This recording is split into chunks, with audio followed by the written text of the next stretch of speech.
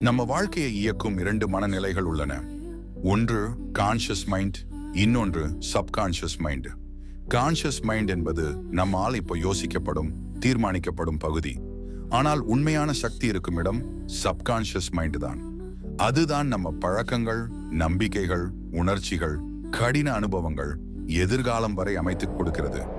இந்த வீடியோவில் conscious mind மற்றும் சப்கான்ஷியஸ் மைண்ட் எவ்வாறு செயல்படுகிறது, அதை எப்படி சாதகமாக பயன்படுத்தலாம் என்பதை காண்போம்.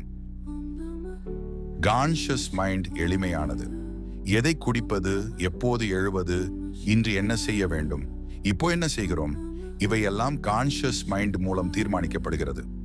ஆனால் நம்ம வாழ்க்கையின் சுமார் 5 முதல் 10% மட்டுமே இது கட்டுப்படுத்தும். ஒரு ஸ்டியரிங் வீல் மாதிரி வண்டியின் திசையை மட்டும் காட்டும். ஆனால் வண்டி உண்மையிலேயே ஓடச் செய்வது வேறொரு சக்தி. உதாரணம், நீங்கள் இப்போ இந்த வீடியோவை கேட்க முடிவு செய்தது அது கான்ஷியஸ் மைண்ட். ஆனால் அதை தொடர்ந்து கேட்கும் பழக்கம், அதிலிருந்து பெறும் தாக்கம் சப்கான்ஷியஸ் மைண்ட் தான் தீர்மானிக்கும். சப்கான்ஷியஸ் மைண்ட் ஒரு பெருங்கடல் மாதிரி.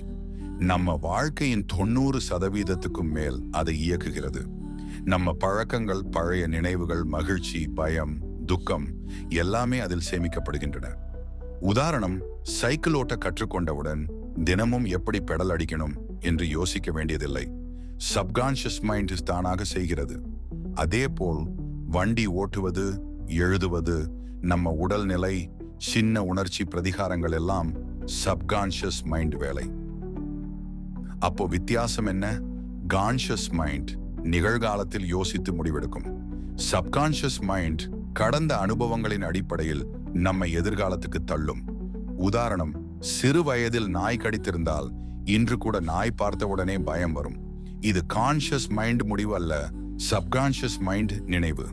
நான் முடியாது என்று அடிக்கடி நினைத்தால் சப்கான்ஷியஸ் மைண்ட் அதை உண்மையாக்கும். ஆனால் நான் முடியும் என்ற நம்பிக்கையை தொடர்ந்து விதைத்தால் அதையும் வெற்றியாக்கும். சப்கான்ஷியஸ் மைண்ட் மாற்றும் வழிகள். சப்கான்ஷியஸ் மைண்ட் நம்மால் மாற்ற முடியும். அதற்கான 3 சிறந்த வழிகள் உள்ளன.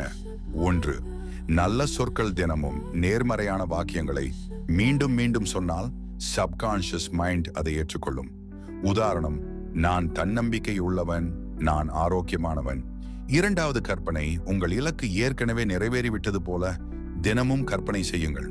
சப்கான்ஷியஸ் மைண்ட் அதை உண்மையாக்கும். 3ஆம் தியானம் செய்தால் கான்ஷியஸ் மைண்ட் அமைதியாகும். அந்த நேரத்தில் சப்கான்ஷியஸ் மைண்ட் கதவு திறக்கும். அதுபோது நல்ல சிந்தனைகளை விதைக்கலாம். இதோடு சேர்த்து தினமும் சிறிய வெற்றிகளை நினைத்து கொண்டாடுவது, நேர்மறை சிந்தனையுடன் வாழ்வது முன்னேற்றத்தை உருவாக்கும். சுருக்கமாக சொன்னால், கான்ஷியஸ் மைண்ட் ஒரு ஸ்டியரிங் வீல் மாதிரி. ஆனால் வண்டியை ஓட்டும் சக்தி சப்கான்ஷியஸ் மைண்ட். எதிர்காலம் எப்படி இருக்க வேண்டும் என்று நாம் முடிவு செய்ய வேண்டும் என்றால் சப்கான்ஷியஸ் மைண்டில் நல்ல சிந்தனைகளை விதைக்க வேண்டும். அதுவே உண்மையான வாழ்க்கை மாற்றத்திற்கான திறவுகோல்.